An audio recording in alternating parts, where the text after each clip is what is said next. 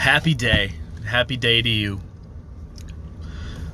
I hope you're having an amazing day, and I hope that you woke up realizing that you're loved and that you're super important. And not just to gas you up and inflate your ego, just the reality of the big picture of our understanding unfolding about what salvation is, what it's about, what it entails. I hope you realize you're really special and you're really loved, because you are. And there's a whole lot of data, a whole lot of information that supports it. Namely, Jesus died for you. Not only did he die for you, he died as you so that you can be just like him. Because you actually were created to be just like him. He's the model for your existence. That's all there is to it. And we lose sight of that when we grow up and don't ask questions. And so oftentimes Yahweh will try to engage you and get you to think. Actually think, not just regurgitate things that you've been taught, things that you've heard, what you're told is acceptable or not acceptable. There are obviously sinful, evil things. And then there are things that look or could be thought of as evil, but actually aren't. And it's just because of who has taken control, who is governing that area. We'll say that technology, who's governing that realm. So there are, it's a big galaxy out there. It's a big universe out there. And the more that you seek to know God, you're going to end up down different thought patterns and exploring different realities that you never could have fathomed were real or existed. And it's just a constant remeasuring of how big is God? And eventually that question should point you in the direction of how big are you? You in relation to God, you being God's child, you being his offspring, you being made in his image and likeness. Well, how big actually are you? And so there's a lot of different teachings, a lot of different ideas out there, and I've gone down many different rabbit trails, and I've considered many different things, but in the end, I'm always divinely recalibrated at a certain point when I'm getting too far off track. And so the main things I've learned to look for at the beginning before I go into an idea or see, hey, what are these people saying, is what's the motive? What are they saying? What's behind it? Who's getting the glory? And so that is a safe guard that he has taught me to measure with first. Who's getting the glory? And then, is all the time I invest into considering this idea or tracking along with it, considering what they do, as far as practical application, how does this affect your life, and what practices can you do in your life to enhance yourself or your life or whatever? What looking at those, and is that going to increase freedom for me against the old lifestyle that I used to live and the old temptations and stuff like that? Which direction is this leading? Because there's a lot of ideas out there. So you have to really believe, number one, that you're loved, and you have to really believe that God has the ability to keep you on track if you're really seeking him, which is yes on both accounts. So you have to start in intimate relationship with him, because there's a lot of other relationships that are calling to you. There's a lot of other there's a lot of other places that are calling and vying for your attention and your affection, and ooh, like, wow, that looks cool, what's that? Like, he's the ultimate. So once you find him and you get that correct perspective of, oh, he's he's amazing and he loves me, and oh, I don't even know where I would be without him intervening. Once you have that perspective, then you're free to look at everything else in its correct light. So we have, as you go and as you grow with Yahweh, you're going to realize how small your perspective started, how small of an idea of God you had. And partially that's the problem that you ran into in your life, is if you have a small God, then you're small as well and everything else conquers you. But we are just so off track as far as even what first century New Testament, the writers of the New Testament, the people that were experiencing God and wrote the New Testament from their experience, we are so off track from their foundational understanding of what salvation is, the whole grand scheme of what is going on in the world. Why is all this darkness? What is salvation? Why is the world just going nuts? And just the whole grand scheme of the war. You know, Paul says we wrestle not against flesh and blood, but principalities, powers, dominions, and thrones, rulers in an unseen dimension. And so they had a concept that was much bigger than what you see. And that is a foundational thing they understood. And all through Old Testament, Intertestament, New Testament, we have lost that foundation. And so our our concept of the problem and salvation that cured the problem, solved the problem, restored us out of the problem, and is trying to train us to deal with the problem ourselves and equip us to be the children of God that we were made to be. Our foundational understanding has been, for the most part, I would say, intentionally obscured and erased. And so we've got this trickled down version of a gospel that says God was mad at you and he saved you from himself by killing his son, and now he's cool with you, maybe. So how did we get so far off track?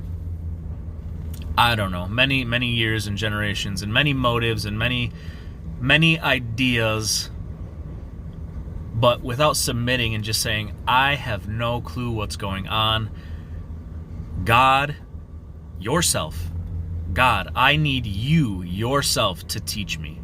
I need you to show me the truth, because there are millions of ideas out there.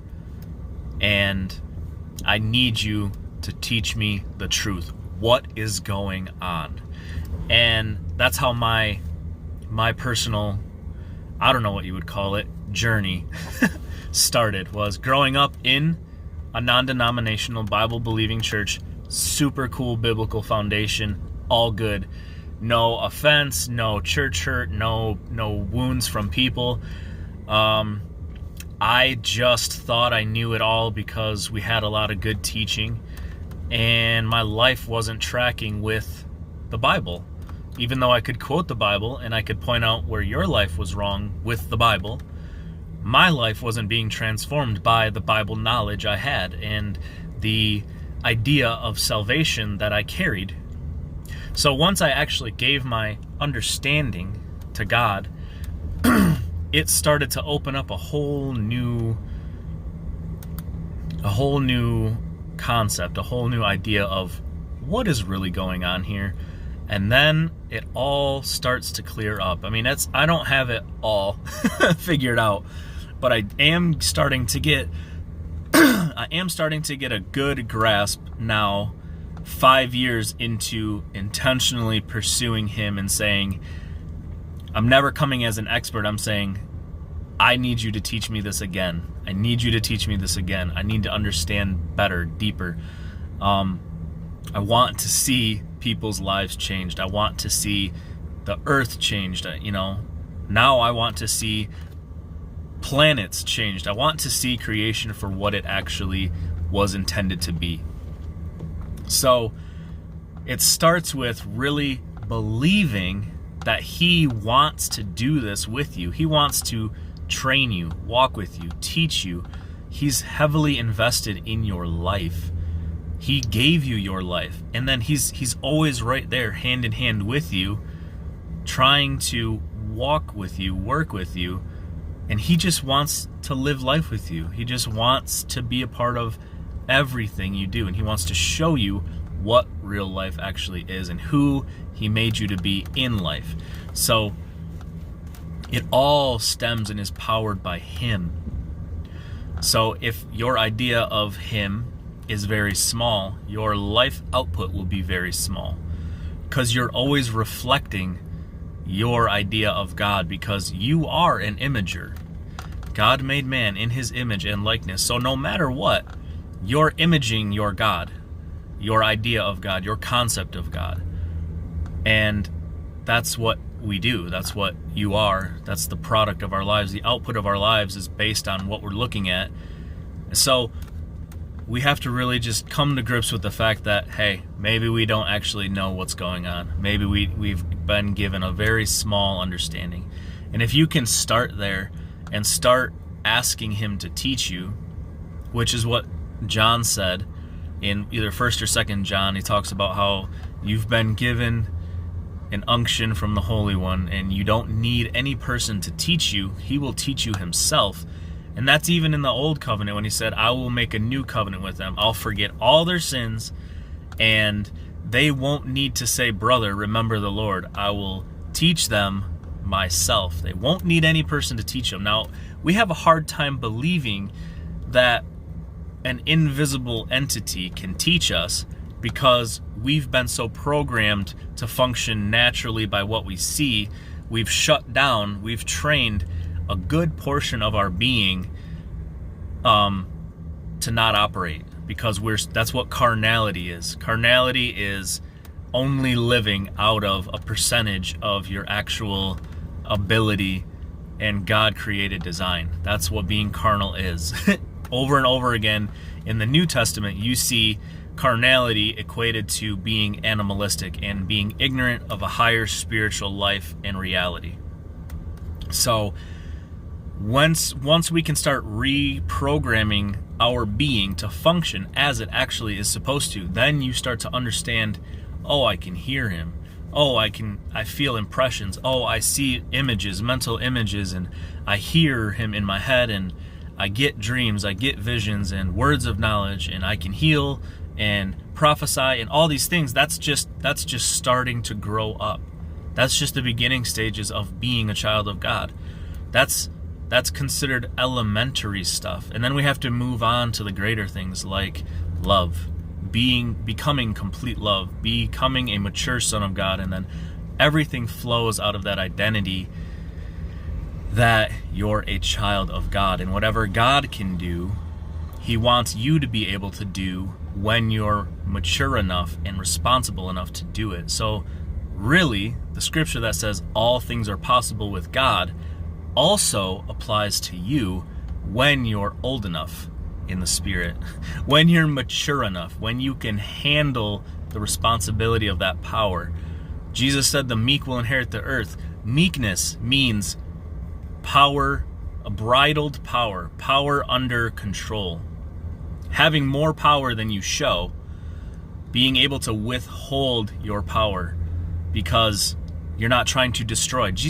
God says, Old and New Testament, he doesn't take pleasure in the death of the wicked, but he wants all to repent and come to him.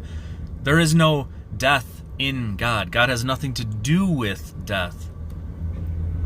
So once you can actually be understanding that you're a life-giving spirit, not a death-dealing, judging spirit, or an account-keeping spirit, or an accusation-tallying spirit, once you can understand you're a life-giving spirit because Christ is a life-giving spirit and he lives in you, once you begin to sit under Christ's tutelage, then you can begin to be trusted with more. And so that's a whole lot to say. the main thing that's on my heart is we have such a small idea of what salvation is and of who God is and of who we are. In the whole grand scheme of things, we have a very small, narrow reality that we're trying to operate in. And so Christianity as a whole, since we sit in this small reality that we try to operate our belief systems force us to operate in a small reality. And so a large majority of Christianity is just reactionary, attacking things that challenge that small reality. And it always is trying to affirm itself in its smallness, but still realness. And so Christian life can be reduced to a constant reaction to all these big ideas like, oh no, that's not from God. Oh no, that's not from God. No, that's not from God. No, that's not from God. And so you're just pinned in this little corner. But what if you're actually supposed to be bringing bigger ideas, bigger concepts, and showing forth larger realities because you're actually connected to the creator of the entire universe and galaxy, and he's actually your dad. And actually there's more out there than people that don't believe in him. You're supposed to be aware of more than that. And so their ideas shouldn't force you to go into a defensive mode, but you should say, hey, yeah, let's talk about that. And you should actually be able to lead them through a series of questions and kind of just unravel their belief system, because that's all Yahweh is doing with you. If you haven't noticed yet, if you're in communication with Yahweh, he's not always dictating to you. He's not always dictating to us. He's actually asking us questions that force us to engage why we think what we think, and he's trying to bring us out of it, trying to teach us how to unravel the knots that we're in. And so a lot of engaging Yahweh comes with you being asked questions, and he already knows your answer, but you have to face your answer, and you have to understand maybe it's different. And then so when you get to the point where you can just say, there's a reason you're asking me this, and my answer is this, but I need you to teach me your answer because you're asking me for a reason and a purpose. What is the purpose? So once you can become not confident in yourself, but confident in his ability to teach you, you get this, Todd White calls it Godfidence, where it looks prideful and carnal to some people, but it's actually, you're so destroyed in your mind, that you used to think. You've been so you've been so unraveled from thinking you knew it all to now you're just like, no, I know because God has taught me this personally. So regardless of where you're currently at, I've either walked through that or maybe I'll go through it soon, but currently right now this is what he's teaching me and this is what we've been through together. So it just becomes a really fun adventure with a very large Father who is incomprehensible. So you just appreciate everything that you learn about him and in that moment, and you just know there's more. So the more you actually come to understand, the more you realize you actually don't know a whole lot. So the bigger your idea becomes of him, he starts becoming bigger than that idea, and it's just this little dot that you know of him. And the more you know him, the more you realize there's more of him you don't know. It's just these weird paradoxes. So it's just fun. So have fun. Know that you're loved. If you don't know he loves you, you won't trust him and you'll get stuck. Don't get stuck. Believe that he loves you. He proved it in creation, on the cross, and all the events leading up to it, it actually happening. He finished it. He loves you. There is a big, big story happening, and you're a very focal character of it. You're a very focal role. He's the biggest. He is the biggest. You are the next biggest. So enjoy learning who you are by learning who he is. I love you. Have an amazing day.